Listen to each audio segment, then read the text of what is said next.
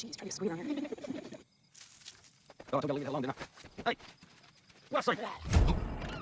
Brought toilet paper?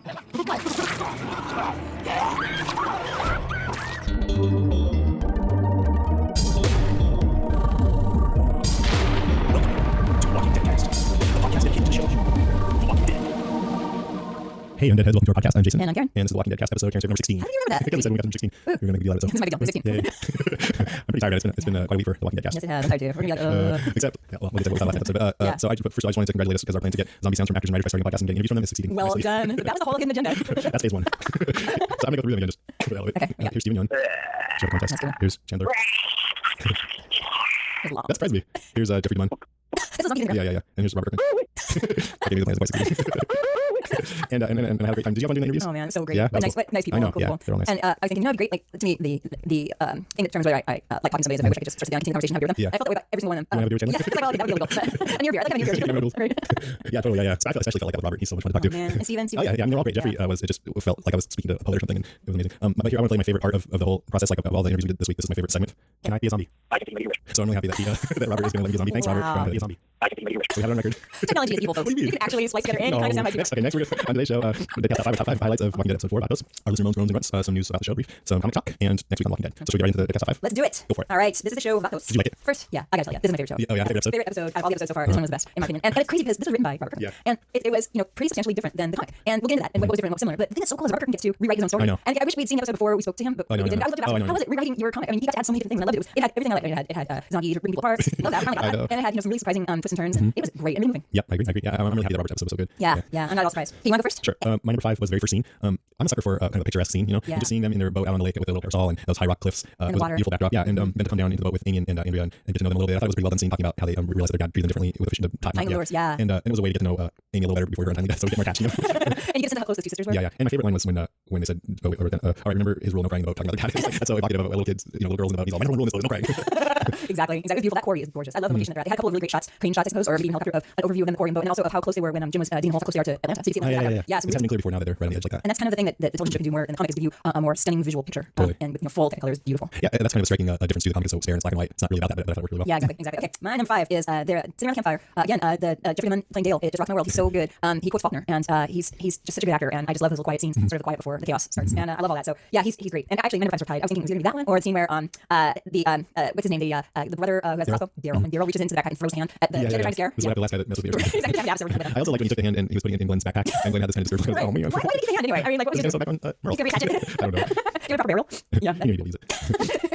Okay, my number 4 is the twist that the gang members were actually caretakers. That was great. It was sort of a cliche that got turned on its head, and I like that. Yeah. And my friends who I saw this with agreed that like the bottles were going to be stereotypical gang dudes, and then it was good that it was a twist. And what I really like about it is once you figure that out and sort of dawn on you what was going on, it makes you think back to the whole rest of the episode, like, oh, they're not just evil. Yeah, exactly. And they sort of explained why they were so hostile to them. And even the main guy said the people we encounter are the worst kind of plunderers. Yeah. So they had to deal with crap. And I watched it a second time because I thought, when those first guys came, they were like beating with baseball bats and stuff. But it's that one kid that they first encounter, and he just starts screaming, and so they tackle him to shut him up. And the other guys just come around the corner and see that, and they probably think that they're attacking the kids. So Yeah, and it kind of gets them. He even says when they have their guns pointed, like secret rainbows. Yeah. And that's what happens when the apocalypse comes. That's one really cool thing that it's all about communication. I mean, when I used to work at McDonald's, it was like that too. But You each have guns pointed, but the customer wants to supersize it. You tell them it's not a good idea. Yes. I dropped the whole thing special sauce one time. It was horrible. Did you? Like a container? Well, I was running around the corner. It was so busy, and I was just frantically trying to get everything done. And there was lines, at the counter, and I was running around the corner with a big thing of barbecue sauce in one hand and honey mustard in the other, and I slipped and it went flying everywhere, and everybody got the applause. Nice. So mistake made. Well, I tried in my job today. I tried never to drop the barbecue or honey mustard sauce. I tried to make sure that I It's a little easier for you to be fair since your job doesn't involve either of those. not much money. No. Okay, I'm gonna cut that whole thing out. So let's move on. My number 4. This was completely zombie-tastic. This episode. The zombies munched people. We got our carnage, just like Robert said we would. I know. Yep, that's Anyway. I just loved it. There it is. My number 3 is your number 5. We're seeing Dale's character develop. Yeah. The Faulkner quote, and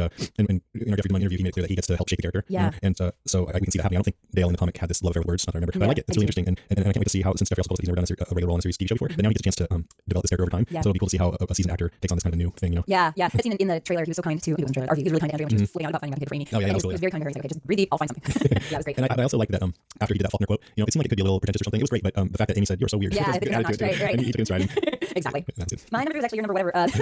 The whole crazy gang situation that turned out to be just them in the hospital. That dramatic twist was great. Didn't see it coming and completely loved it. Yeah, I was surprised. That was good. My number 2 is Amy's death. and I'm happy that zombies eat people on the show. But I'm sad Amy didn't take our advice we gave out at the end of the show. We actually do get it, Amy. Not what we say. As soon as she got up and said, "I have to pee," I was like, "Oh, here comes, here comes." Yeah, I know. People got in the comments, like, "Oh, Right, exactly. They're not used to people getting yeah, told that's yet. the first one. Right. Second one. But I also went on Twitter and saw that someone said this was really upsetting. And you know, as comic readers, as readers of the comic, we're used to it. But probably the first time somebody died in the comic, it was kind of upsetting too, right? So, Yeah. so I can understand. I'm actually a little bit concerned that people will that some people won't come back to the show after this because they'll be like, "Oh, they just killed someone I liked," you know? Yeah, yeah. And it'll be too much of a shock. But if they stick around, then they'll get callous just like us. Stick around. Yeah, Right. it's almost like we were going through the zombie apocalypse a little because that's how it would be after a while. You kind of steel yourself to the possibility of these characters dying. And you just think of the media as like Richards. But I actually I still do care like in the comic. Oh, yeah. I know anyone can die. I still do care about them, but mostly I care about when they might die. I don't want them to, but I'm like ready to let go now. Right. I completely agree. One more little note I wrote about this part. I think it was Randy Pitero. I saw a video who said, "Quote: I ended up playing the zombie who bit me because I knew the eye placement and the performance was critical." Really? Yeah. That was him? I think so. Yeah. Wow. So he played a different zombie. This is the second zombie. Yep. Wow. Way to go. Way to be a zombie. Again. See, you know what? That just means they need us to come on and be zombies. Clearly, Yeah, if they're recycling their people to be zombies, we'll do it. We're fine. Can I be a zombie? I can think of you wish. Just sound pathetic. Move on. Okay, my number two, which is Good Evening, number one. It was so great. I love the character of Jim in this episode. I love everything about him. I love this actor. The first time we really get to have him on screen for any length of time, and he's digging those holes, which may or may not be graves, and he seems to be working relentlessly. He's kind of crazed and a sort of calm down time for the tree, just like anyone would calm down. and then at the end, when the very last thing he says, "Now I remember what the thing was about." That was fabulous. It was really moving and great, and I loved it. I liked that they're setting up. Well, actually, I don't know if that's in the comment section. So yeah, me too. Yeah, I like all that too. My number one is just a zombie storming the camp. You really like that? Oh hell yeah! I mean, it was so right out of Night of the Living Dead. Yeah. You know? I mean, this is like during that scene, I'm like, oh yeah, this is why I want to watch the show because it's a zombie show. Yeah, yeah, We need to have this stuff. Frankly, I'm not gonna care about all the character moments if we don't get to see some zombie action like this. Oh, we got it. Yeah, totally. I like how the first zombie outside of Ed's tent wrestling against the tent, how she was a girl lunged at him. Yeah, you know, that was yeah. cool. And the zombies looked awesome. And I like how Rick and the cavalry showed up just in time with their guns and started blowing everything away. And I really liked Chandler Riggs. Did you notice him? No. He was really good. I think he must have really been just totally engulfed in the moment because he started crying and he looked at and saw Andrea crouching over Amy and he turned and buried his face in Rick's shirt. You know, Yeah. and if you get a chance to see again, I wish we'd gotten him after this because I would have been like just telling him how impressed I was with how well he did. Pretty great. Yeah, I agree. No, I remember that now. I remember, and Rick's clutching Lori, and she looks upset, and it just fits. Yeah, crazy moment. Yeah. Oh, is that what I was gonna say about that? Yeah, that's all. My number one. Oh, go No, you ahead. I really enjoyed when there was a tense standoff with guns. I like how Grandma came out, and Yeah. so Grandma took over. Grandma's Trump punks every time. Do not forget the power of the Grandma, and basically led Rick right up to Glenn. It was fabulous. Yeah, And it was pretty believable. I thought that would actually like, Grandma, come on, we're gonna stand off Get out here. here. I thought it was Cool. All right, all right, everything's down. Right. It was great. I thought it was interesting that there was a Mexican standoff with a bunch of Mexicans. I'm not sure what to think about that. The Vatos. I haven't done on this. I felt like this isn't part of my topic, but this episode felt almost like a TV show in a series. You know, like the Vatos are like weekly guest stars. Crop up, you know, in that way, parts of it kind of made me feel like I was watching an old TV show. I get the feeling that this isn't the last we've seen of them. Oh yeah, I don't know. Yeah, wouldn't be surprised. It depends on whether on other shows, those kind of people. Yeah, can but fly. and I suppose they're kind of stuck in Atlanta, whereas Rick and his crew aren't. They're mobile, they can go, Yeah, but yeah. they're really have to stay in Hunker Atlanta. down, that's right, yeah. Nice Rick James guns again. Totally. I the second time through, I meant to watch and see if they actually do get the tools back because they promised to bring the tools back. Oh, yeah, And yeah. I saw that T-Dog actually does make a point to go grab the tools. He does. Do they get back to them? I don't think so. They lost Because them somewhere along the line? they had to run back Yeah. to camp because the Merle were presumably to the van back. So when they're running down the road to get back to Yeah, camp, and how do you carry toolbox when you do that? None of those circumstances. I'm slow running. I don't know. We'll see. Maybe T-Dog managed it. Yeah, But exactly. Dale will be mad if he didn't. I liked when I already mentioned that I like when Dale stuffed Merle's hand in Glenn's backpack. But this guy Daryl, I thought his name was Norman because his real name is Norman Reedus is the actor. Who's got somewhat of a cult following because he was in this movie Boondock Saints, which I never saw. No, I never Apparently a lot saw of it's a cult movie, so a lot of people are watching Walking Dead just because that guy's in it. Really? Yeah. Maybe now season we have to see Boondock Saints. Report back. You watch it and tell me how it is. Really busy. We can't be bothered to study this. I saw It's this 2 hours. documentary about the Boondock Saints. It was about the director of it, and he oh man, you gotta watch it. This documentary was amazing. He like went from nothing to this huge big shot in Hollywood because of this movie, but he kind of was a real jerk to everybody, and then all of a sudden he was cast out within a very short period of time. You know, he had like a record deal, movie, all this stuff, and then all of a sudden nobody wanted to talk to him anymore. But then he did Boondock Saints too, so I think that was, I don't know. I've seen a documentary about this guy, and you refuse to see the movie. The documentary made him look like a real jerk. But anyway, that movie. Let's see. I thought Guillermo's explanation of what was going on in the nursing home was a little bit expository. Did you notice that at all? Yeah. I mean, right. It's a television show. Yeah, so So you forgive it. yeah. Yeah, I wasn't too bad, but that kind of thing gets me when people start explaining too much. Right. You know? This is what we're doing. This is what he does. This is what I do. Exactly, Yeah. yeah. But Something. so I was so in that part of Sunford, I just want to hear more. So Yeah, it was good. That's true. and I really like Guillermo. I felt sorry for Jim being tied to the tree. I thought that might have been a little extreme. Yeah, that's good to know. So I investigate him anyway. I'm not Yeah. sure it's good. And I really liked when Glenn was laying out his strategy for how to go about getting the guns, and then he revealed that he used to be a pizza delivery guy. That's what he knows this about. He had some great lines. Yeah. But he's a little guy too. And then when Merle says to him, you got some big balls for Simon, and Glenn says, I'm Korean. Yeah. If we know he is. Right, Anything exactly. else you want to say about this episode? Nope. All right, let's move on to our listener notes, and That's a good one. we got a couple of phone calls. This one's from the guy who lives in King of Prussia, which I guess is a city somewhere here in the U.S. And here it is. Hey guys, this is Scoop Guy, and I just wanted to give you a call, leave a message. I've just listened to your podcast, episode 9 through 14, all of them in a row. I've been driving from Pennsylvania over to South Carolina, and I need some podcasts to listen to, and I just want to give a call in and say it's really awesome, you guys rock, and you do a great job on the podcast. The show is great. I've seen all the episodes so far, and I look forward to hearing some more of your podcasts. I'll tell my friends about it. So that's it. I think that was just an excuse to call him because I'm going to have to give all that preamble. Yeah, just probably makes sense. No, I'm just All kidding. part of the master plan. That was very, very cool. That Thanks was so much. awesome. So where's King of Prussia? I don't know. Wow. It did say in Google Voice it usually tells me what town they're calling from. Yeah. But I forgot to look at the state. Wow, that's a good. Thanks, Carl. Okay, this next call is actually kind of a commercial for the Just Noise podcast. And here we go. This is Becca. This is Becca. It's just a podcast. We call say hey. It's no reason we wanted to do. So we're like, hey, what's up? We love you. We love the show. We love the interview with Glenn. That was pretty great. Yeah. So I got this part of the thing where I have to do zombie noises for you. So here's others. I'm gonna get that one on our zombie soundboard here. So anyway, we're going to say hey. You guys are awesome. We're really enjoying the show. So yeah, we should come on the podcast. We're also reviewing everybody else now. So hey, girl, hey. All right, see you later. Just like podcast. Love you guys. Oh my God, others. That just I love you both so much. It's great. Yeah, we actually already have a zombie sound from others. I don't know if she realizes, but Wow, what's your second one? Do you have a second one? Yeah. when you started, Yeah. Thank you for coming, guys. Awesome. Okay, let's move on to some emails.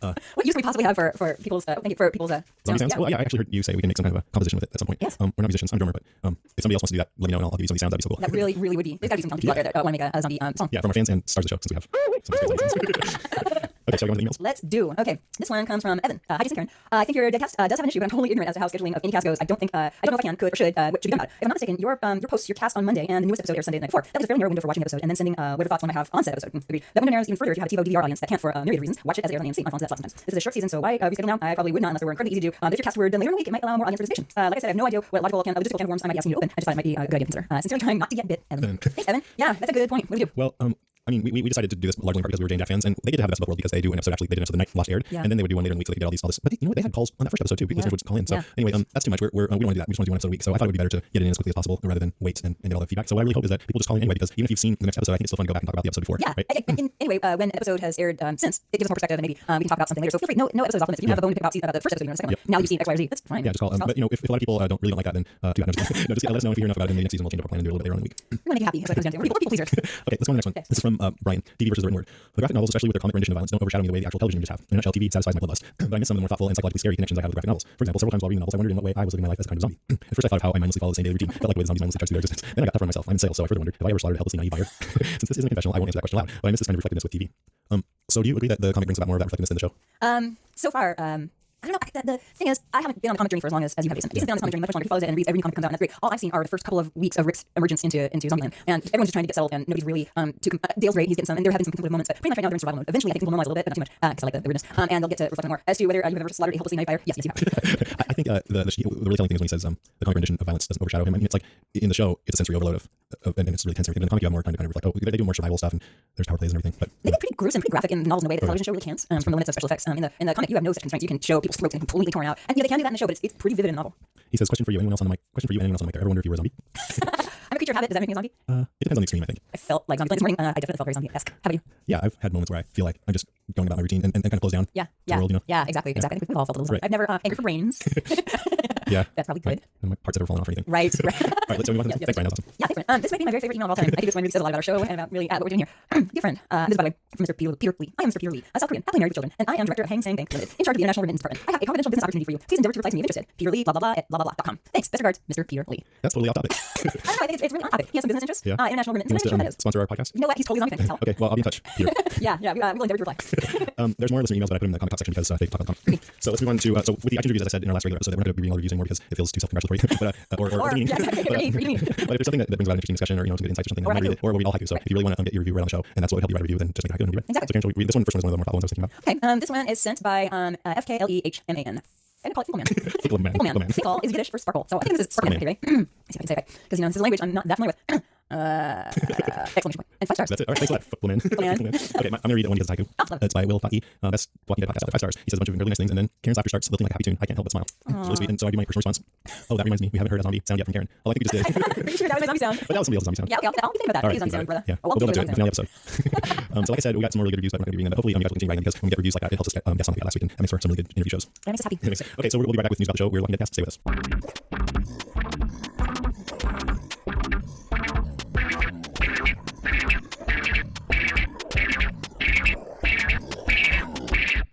All right, welcome back. It's time for some news about the show. Just a brief thing here. Ratings. Episode 3, Tales of the Frogs, actually went up in ratings from episode 2. Dang. Yeah, that's cool. Wow. So episode 2 had 4.7 million viewers, and 3 had 27.8. No, just kidding. 3 had 5.3. Dang. So it's Growing. great for the show. Yeah, it's slowly lurching forward. Yeah, and then your post says AMC may have just found its Sopranos, a critical and commercial triumph. Dang, that's great. That's great. And we love that for so many reasons, but also that it helps ensure future seasons. Yeah. Just a couple of snippets. Andrew Lincoln told the New York Magazine that he prepared for his role by reading Tom Wolfe's Man in Full and Jay McInerney. McInerney? Why is it spelled McInerney? Anyway, and Jay Salinger just to get a sense of place. Jay McInerney? He's in New York. Oh, you blew it, man. He's reading Faulkner. He's reading Seven Writers. Tom Wolfe. Oh, yeah. Yes. Right. The associate. Wait, Tom Yeah, Wolfe? yeah. Who am I thinking of? Who wrote Bonfire of the Vanities? Tom Wolfe. He's Southern? Yeah, I think so. Well, check that out. I remember hearing him talk, and he had a slow southern drawl. So maybe thinking, but He wears white suits. That I know. yeah, exactly. The Associated Press heaps praise on Walking Dead. Quote, by turns macabre, suspenseful, poignant, and horribly funny. That's my favorite. Walking Dead is TV and class by itself. Nice. Nice. So there's tons more reviews on the web, and all the ones I saw are positive. And there's some really, really good interviews with Stephen Young, Chandler Riggs, Robert Kirkman, Jeffrey Munn over at WalkingDeadcast.com. So check those out. Amazing.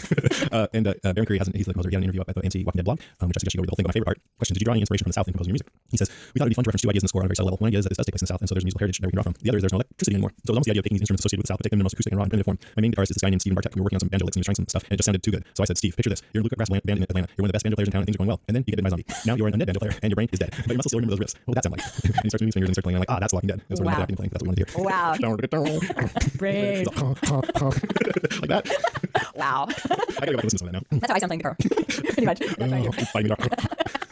Okay, so that's all the news that I felt like talking about, and let's move on to Wait a second. news. I got one thing. Oh, sorry, I got one thing. It's not really news, but it's if you've got Comcast that has on demand or any on demand, I don't know what it is in the rest of it, but anyway, if you've got on demand, they have a special segment. It's only about 5 minutes long, and I think it was on the website too. And it's the Making of a Zombie, and it's about a 2 or 3 minute segment. It's music, really good music actually. And it was trying to get the girl from the first episode, and the half of the zombie girl, trying to get Ice Girl, thank you, trying to get Ice Girl under her zombie makeup, and a couple hours sped up, and it's fascinating to watch. I loved it, so I recommend people go and check that out. It's not really news about the show, but it's a little thing about the show. Cool. Wait, let's move on to comic talk. Our usual disclaimer here: if you haven't read the comic and you don't want to be spoiled by something that's in the comic, then just go ahead and skip ahead. Otherwise, I've got one email I think it's in here. No, it was one of the reviews that said he hasn't read the comic, but he likes listening to this part because it kind of illuminates the show a little bit for him. So I thought that was cool. But there are some big plot things, like for example, Amy died in the comic, and so if we've been talking about that, which I think we might have, then we would know that ahead of time. Right. So spoilers starting right now. And by the way, I recommend you go immediately down to your neighborhood comic store. There's a lot of great comic stores. Hey, Hygiene Comics in Wilden. A lot of great neighborhood comic stores. Go down there and buy your Walking Dead comic. Good idea. Same. Okay, so just like in the comic, Amy pees and Amy gets killed. Valid teacher for king. Seriously, if you're in the woods and there's zombies about, or if you think that if you're in zombie land, you always, people just they're just not careful enough. Don't be back. Yeah, they got a little bit of a sense of safety because Yep. the zombies hadn't come around. Right. But they saw it being a and deer, so they should have. He wasn't even a zombie. Right. And Jim's family was killed by zombies, and he's deeply affected and depressed by that. So that was very much in the comic. It was, although I don't think in the comic that they told the story quite like he did in TV show. Yeah, he was a man of few words. Yeah, and in the TV show, I think he said something like the only reason I escaped is because they were eating my family. That's one of those horribly funny moments. Just kidding. Yeah, that was pretty gruesome. That was so sad. That makes it, I mean, you didn't really feel that he would be that messed up by that. Yep. Ugh. Yeah. I'd be out there in 130 degree holes too. This is where it's getting depressing. Like they have to guard against that. Yeah, So, exactly. these episodes have ended on up, but not this one. I don't think they're gonna get too much more jolly anytime soon. No.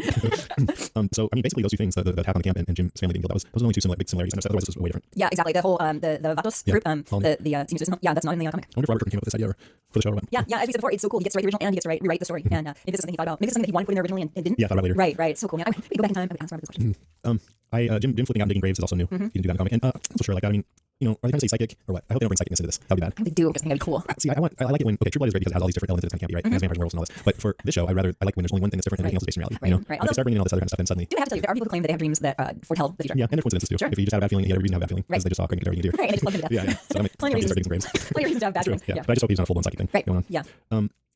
So that's about all I have. I've got some more emails. Do you have more? Nope, those are it. Okay, so actually, I'm gonna give this to you. This part is, Okay, so it says here, I'm really enjoying what you both are doing with Walking Dead, and it's something I look forward to each week. I wanted to write because you guys were speculating about where Merle went and how he got off the roof. I have a theory about Merle. I don't really know anybody who watches the show and has read the comic. Ha, kind of goofy, right? And see what you guys think, but what the hell? I think Merle was picked up by helicopter. Dang, that's brilliant. And I also have this idea in the back of my mind that they will turn Merle into the governor character of the comic. That brutal leader from the enemy community tortured Michonne and cut off its hand. What? Spoiler alert, universe. All speculation, and we'll see. Just something that popped into my mind. Anyway, keep it up, brains. Thanks, Todd. So interesting. Yeah, that would be cool. Could he be the governor? I don't think so because the governor is the head of this community, and I don't think Merle is together enough to get a lot of people to follow him. But I think that maybe he might meet up with the governor and be part of the governor's crew or something like that. But I doubt that he would be charismatic enough to get all these people to follow him and everything. Yeah. His character is the same. They really drastically changed the governor's character maybe, but I don't think so. Thanks, Ryan. Thanks, Ryan. That was fun. We got one more. What's up, guys? My name is Ramon. I'm 16 years old. I'm from Brazil. Maybe the first fan from Brazil. Yeah. Like everybody else, I was Googling for reviews of the series, and I get here, love it, and here I have a question and theory about the show. First, and I think the only one you actually read for the audience, if you guys read my email in here, is the question. The dude that says, "Come meet everybody for minutes before meeting Carl and Lori." That's Morales. And that's because his wife. It's just me or see like Alan from the comic. We don't see Alan yet. And I think it's kind of late for new characters to appear. So it's like a TV show version of Alan, or maybe he'll show up with twins and Donna later. I think I read that Alan and Donna are going to be in it. And I also heard somebody say that Jackie is kind of like Donna's character because she brought up about how the women are doing all the work and Donna had done that in the comic. So they're trying to take. So maybe they're taking different parts from Donna and Alan and giving them to other characters. And maybe this guy is. Yeah, I think it could be because maybe they wanted to also diversify the cast a little bit. Yeah, I like the Morales character. Me too, yeah. He did I don't know for sure. I don't think so. It looked like somebody else got bitten, and I'm not sure who it was besides Ed and Jim? Amy. Did you get bitten? At least I don't think so. Okay. I don't know. Maybe. He does get bitten Yeah. at some point, at least in the comic. Again, not really listening to our closing phrase. And then it goes on. Congrats to the people making the show. I thought it would be very hard to begin to like Lori after I see it until now, but they did it. Now I can see Lori from the comic and that actress.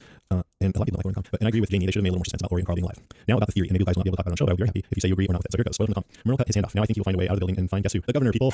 And you will see him again in the next season or later, and he will cut Rick's hand off. So I have to do this. Thank you for your time. Sorry about poor English. I'm in train. See ya. His English was not that poor. His English was great. Yeah, it was good. That was a great letter too. We want more letters like this that give inside analysis theories and stuff like that. So Yeah. thanks a lot for sending that in. And maybe I had already read this and I totally stole your theory and just said it right before I read your letter. But yeah, I agree with you. I think maybe he will meet the governor and be part of his posse. So what's Merle's brother's name again? Daryl. So Daryl says when he finds the thing that Merle used to cauterize his hand, Daryl says, Merle, he's going to be taking some vengeance back to camp. So Yeah, he's that's definitely right. predicting that Merle's going to be one pissed off, handless dude. Yeah. He also said, I guess the saw was too dull to cut through the handcuffs. Yeah, So kind of explain that. We had an interesting talk last night about like if you cut where are you cutting yeah, hand? me too. It's like at least just cut off the thumb, maybe one finger. You don't have to chop the whole hand off. Right. Okay, let's move on to next week on The Walking Dead. Next week we have episode 5, Wildfire. Again, if you don't want to hear any spoilers at all, this is very spoiler light, but just move ahead to the next section. So the synopsis from the AMC website says Rick leads the group to the CDC after the attack. Jim must make a terrible life and death decision. What's CDC? That's Center for Disease Control. That is not in the comic, No. and it's brilliant because Center for Disease Control is in Atlanta, Yeah, so yeah. that's perfect. So maybe what are they going to do? Try and like cure Jim? Jim did it, I think. Yeah, I think so too. I think or they're figuring if anybody knows what's going on, what can be done, it's the Center for Disease. Yeah, but I think they're going to try and like help Jim out. I think so. Yeah. It's sorry, you're gone. You get bit, you get thrashed, anything like that. Especially that. This episode is directed by Ernest R. Dickerson, who has a long history of directing some cool TV shows, including Dexter, The Wire, and Weeds. Sweet. So have you seen Dexter? No, you're awesome. It's really good. Oh, I can't wait. That'll be a Netflix thing. Yeah, that's a good one. Yeah. The cast list has all the usual suspects except for Annabelle's Amy. No, sorry. I wanted to get Emma to come on the show because I figured maybe she would die in this episode. Yeah. It would have been fun to have her come on and talk about what it was like to be one of the first ones. Probably got more time on her though. I'm sure she knew when she signed up that was going to happen. Yeah. I think. I don't know for sure, but if she read the comics, she might have figured it out. Yeah. So the new actors are Claire Bronson, who plays a woman called Candace Jenner, who's not in the comic, I don't think. And it also lists Adam Mirovich as Ed, so I don't know, will he be Ed the zombie? Ed the zombie. Right. It also lists Michael Rooker as Merle Dixon, but it also listed him in this last episode and he wasn't in it. So I guess, His hand was? oh yeah, that's true. Michael Rooker's hand as Merle Dixon's hand. Some good hand acting. And sometimes IMDb is just wrong. Yeah. But we'll see. So that's about it. Oh, also, in the preview, you watched the preview at the end of the episode, and they showed Annabelle, I think, laying there dead. So she'll be in it. Right, at least her dead itself. And I'm wondering if she'll zombify. Of course she will. I mean, if I'm going to die, if I'm going to be an actor on the show and die, I want a chance to play a zombie. Heck yeah, that's the beauty of it. It's like in Lost, you can come back as sort of like figment of Harley's imagination or whatever, and in this one you come back as a zombie. Sweet gig. So that's it for next week on Walking Dead. Are you ready to close out the show? I'm ready. Okay, another episode. That's our show, episode 16. Thanks everybody for listening. Really appreciate it. Thanks, folks. I wanted to mention a couple things here. Number one is that our friends over at the Walking Dead TV podcast just did an interview with Irony Singleton, also known as T-Dog. Great name. Too interesting name. And it was a really great interview. He's a very dynamic guy. He was really good. And those guys over at Walking Dead TV podcast are all really knowledgeable about the show, and they had a lot of good questions, so I recommend checking that out. Great. If you get a chance. We had mentioned a few episodes ago that we were going to go to this Walking Dead finale party that's going on, but I've been rethinking that because this weekly thing that I've been part of where I go to this friend's house and watch Walking Dead has become a weekly thing, and they're going to have a finale party, and I feel like I should stay and go be with them, you know. We might do a podcast episode from there. Yeah, so that's what we're going to do. That's what we're going to do. But this finale party is still happening, and it sounds like it's going to be pretty great. It's at the sports bar that has 32 screens, and they're almost all going to be showing the finale. And so if you're in California, or if you're not, it's a great opportunity to get together with a bunch of like-minded people. And they're going to have prizes and raffles, and they're going to do the podcast on site and talk to fans and everything. So it sounds like it's going to be a real blast. This is from Josh and Erwin at the Walking Dead podcast. So if you want to get the details and register for that, if you register, you also get some kind of a prize pack that they've got. Oh, that's so cool. Yeah. So go to thewalkingdeadpodcast.com. All the Walking Dead podcasts have almost exactly the same name, so it's kind of confusing. But just, this is like the account, thewalkingdeadpodcast.com. You can find out all about this fan party. And I hope if you're at all interested that you go, because it'd be fun to listen to their podcast and hear you guys on there. And so I think that's about it for that. If you want to call us or get a hold of us and leave your thoughts, you can do that. We welcome it. How can people get a hold of us, Aaron? You can email us at brains@walkingdeadcast.com. You can call us at 650-485-DEAD, 650-485-3333. You can check out our website and leave comments at walkingdeadcast.com. And you can click our form link on there to down and post on our form. And we're also at twitter.com/JasonKaren, or you can go to Facebook and search for Walking Dead Cast. So whatever you do, don't do that. That'd be bad. All right, that's our show. Thanks for listening. Don't get bit like Amy. Can I be a zombie? I can take my wish. Hi, I'm Rick Beck, and I'm Royce Yedkoff. Welcome to our Chat Talking podcast from Harvard Business School. Think Big, Buy Small. This series lets you in on a special way to become an entrepreneur, how to buy your own business, be your own boss, and get the financial benefits of your efforts. Entrepreneurship through acquisition involves searching for an existing, enduringly profitable, smaller business and buying it, usually from a retiring founder. Back for a brand new season, our conversations are with guests from all backgrounds and different stages of the entrepreneurship through acquisition journey. From those considering whether this path is right for them, all the way through those who have sold the business they bought to searchers and ran as CEOs. Thousands of smaller firms are sold every year, and many people have successfully acquired an existing business that is enduringly profitable. So why not you too? We've been helping students understand this less traveled path of personal and professional independence in our courses at Harvard Business School for nearly 15 years. But you don't have to attend Harvard Business School to take advantage of these opportunities. The goal of the Think Big, Buy Small podcast is to help you, our listeners, decide if entrepreneurship through acquisition is for you, and if it is, to help you take your first steps on the journey to buying your own business. Follow Think Big, Buy Small wherever you get your podcasts. It's hard to remember now, but the internet used to be fun. I can't believe how easy it is to surf the net. Surf's up. On Long Shadow, Breaking the Internet, we'll trace how a tool that once fueled democracy Opposition activists organize them on Facebook. became a weapon aimed at the very heart of it. You're watching the unraveling of our democracy right now. From Longleaf and PRS, this is Long Shadow, Breaking the Internet.